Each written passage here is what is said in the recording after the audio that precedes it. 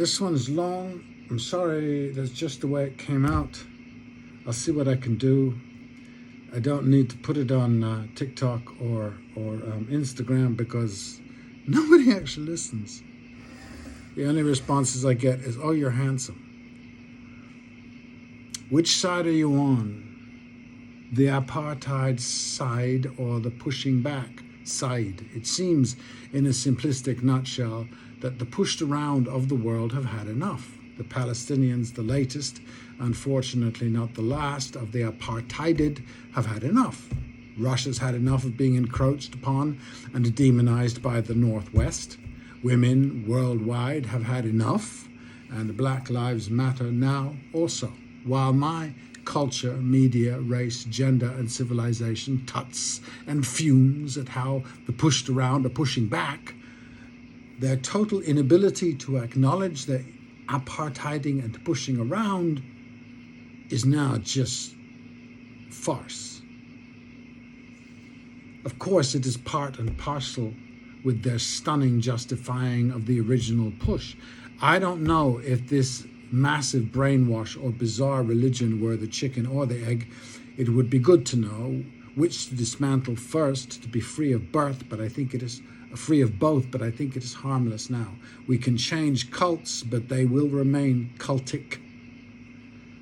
It is our need of them that needs addressing. Liberal Zionism is an oxymoron. It might be less repugnant, understandable, a response to Holocaust, a home whose door you can shut, but there is another movement extant. We are one people, one race. This development has made exclusive God tribe stuff obsolete. Sorry, dears. We have an identity and an address, human and earth. Culture is a fine thing. A successful one should create citizens happy to acknowledge the rest. I might play the oud, but I see it in a guitar, and we all play individually. The movie is called The Empire Strikes Back, but the empire being empire always hit first. Conquistadors are not defending themselves. At best, they are striking back. If the natives reprised, reciprocated, but do admit the Cherokee did not attack Parliament. The empire reserves the right to strike back, then strike back and back. Well, now is strike back time for the apartheided and the pushed around. And of course, it ain't pretty. I can take Tucker Carlson or leave him. He is a conservative, therefore a mythologist. He is simply, honestly my enemy. I don't admire Judeo-Christianity, and he does, fair enough. But complaining about Christopher Hitchens moralizing is just too rich to leave alone. A sense of morality predates your silly gods, dears. In fact, it is since the invention of the big three that we have accelerated disastrously, immorally toward extinction.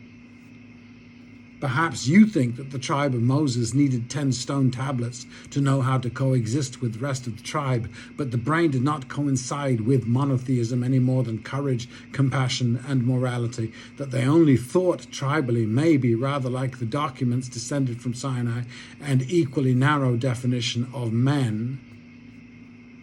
And all men are created equal. The problem with complaining relentlessly about the Republicans is you will stop looking for evidence of the reality that the Democrats are as indoctrinated as they are by the same media, the same education, the same constitution, the same dream, the same uncritical nationalism and exceptionalism.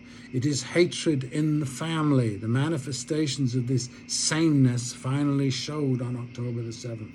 All day long I hear Democrats expressing hate for Republicans while reiterating and insisting all Republicania is based on hate, with no attempt to shovel a glimpse, no irony, just scattershot hate. When I run into the hateable Republican, which I rarely do, their representatives in full flow hateable, but all I feel is pity. Their voters are a much more complex lot, as complicated or more so even than their democratic tribal opposites. The Repubs and Dems are natural supporters of Israel and Zionism. The American story is essentially a mirror to Israel. All the jolly colonials are, hence the otherwise inexplicable. Apartheid is the game they share. I'd easily have voted the way I always have. Democrat mediocre, just not actively evil, until Kamala babbles her babble about her support for the apartheid state in Israel-Palestine. That resistance to it, as we have seen for thousands of years, is bloody. It is reciprocal after all, and the natural American confusion evidenced by Charles Blow and Eddie Glaude claiming Kamala lost because she was and is black is pathetic. In my case, it was because she gleefully supported an apartheid, just like South Africa. Let that sink in. Then if you like, if you can, extend your thought to, just as we all know nice and brilliant Jewish people, we might have known brilliant white South Africans and, dare I utter it, brilliant Trump voters. They're all still apartheiders, a crime in my book worse than bloody resistance, exactly because they commit apartheid, Israel, American and white South African, and do it with impunity. Until 1965, the USA was an apartheid state, legally and spiritually. It is no longer legally. Charles and Eddie should know this. I suspect Kamala is incapable of knowing. The models we use, Rome, one of the worst imaginable, or Utopia, the second worst, do not serve us, or children and our neighbors' grandchildren. You create a kingdom above you, you create a kingdom above, you create one below. The models we might use, the tribal communities who were the first to go when Europe clanked across the land, crucifix in one hand and cannon in the other, still hang on, full of elders who are adults, not grey-haired teenagers. Forgive me, teenagers, I insult you again metaphorically. The elders have much to say.